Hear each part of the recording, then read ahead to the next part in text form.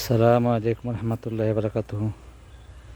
আমাদের এটা একটা ফসল ক্রপিং ফসল এর পর্যায়ে গম, মুগ বিন এবং টিয়ামন।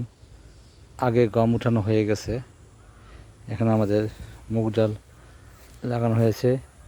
এই মুগ ডাল উঠানো হয়ে গেলে পরে আবার আমাদের টিয়ামন, আমন ট্রান্সপ্লান্ট আমন লাগানো হবে।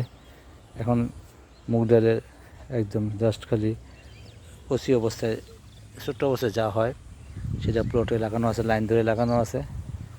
আমি ফসলের প্রতিটি পর্যায়ে ভিডিও করে আপনাদের দেখিয়ে থাকি, সাধারণত ছোট অবস্থায়, মাঝারি অবস্থায় এবং পরিপক্ক অবস্থায়।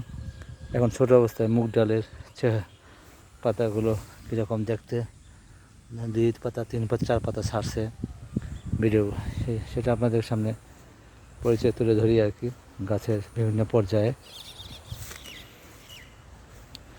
তো যেহেতু এটা আমাদের কৃষকের মাঠে 3টা ফসল কীভাবে উঠানো যায় সেই 3টা ফসলের পর্যায়ে দেখানো হলো।